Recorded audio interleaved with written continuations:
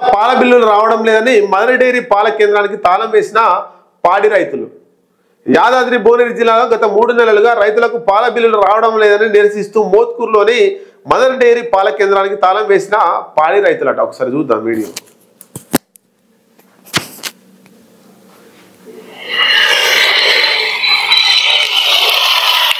Mothkur mother dairy కేంద్రానికి తాళం వేసింది. మోత్కూరు మదర్ డైరీ ఆ గేటుకు తాళం వేస్తే ఏమొస్తుంది? ఏం రాదు.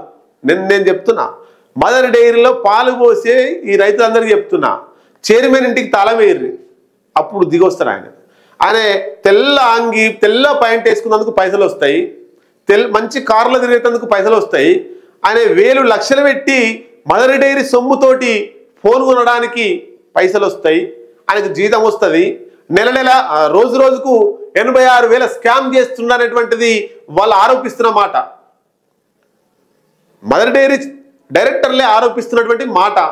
ఇక భూములు అమ్ముదాం అని ఆ భూములు కూడా కొట్టుకపోతేందుకు చూసిండు మదర్ డైరీ చైర్మన్. ఆయన ఇంటికి తాళం వేయర్రి, పోయి మోత్కూరు మదర్ డైరీకి తాళం వేస్తే ఏమొస్తుంది? ఏం రాదు.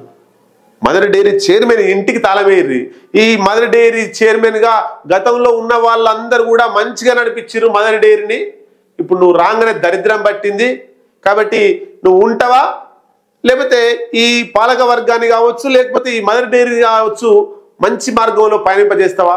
కొట్లాడు, పోయి ముఖ్యమంత్రి దగ్గర పోయి కొట్లాడు, మంత్రి దగ్గర పోయి కొట్లాడు, మాకు నిధులు కావాలి, మదర్ డైరీ ఇబ్బందుల్లో ఉంది, అప్పులలో ఉంది, కావాలని దమ్ముంటే మదర్ డైరీ చైర్మన్ గానే పోయి కొట్లాడు. ఆ దమ్ము లేదు, ప్రశ్నించే తత్వమే లేదు, ప్రశ్ననే రాదు నోటి నుంచి వెళ్ళి. ఇక మదర్ డైరీని ఏం నడిపిస్తాడు? ఏం నడిపాడు.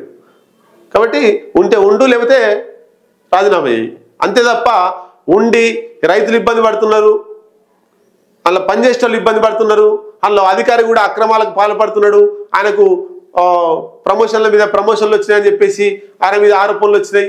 ఇవన్నీ మదర్ డైరీలో అసలు ఏం జరుగుతుంది? గతంలో ఉండేటువంటి గుత్తా జితేందర్ రెడ్డి కావచ్చు, రకరకాల వ్యక్తులు చైర్మన్లుగా శ్రీకర్ రెడ్డి కావచ్చు, చేసినప్పుడు పెద్ద ఆరోపణలు లేవు, రైతులకు పెద్ద నష్టం చేసేటువంటి నిర్ణయాలు ఏం తీసుకోలే. ఈ mother dairy chairman Madhusudan Reddy వచ్చిన కాంతిలే ఈ లొల్లులు, ఈ కథ, ఈ కాకన. డ్రైవింగ్ రాదు పాపం ఆయనకు.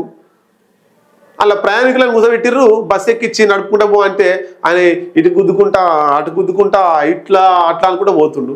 ఆయన తీసి కొత్త డ్రైవర్లోనే పెట్టుర్రి, లేకపోతే ఆయన ట్రైనింగ్ అన్న ఇర్రి, మంచిగా ట్రైనింగ్ ఇచ్చి బస్సు నడిపొచ్చిన తర్వాత బస్ ఎక్కించి స్టీరింగ్ ఇర్రి.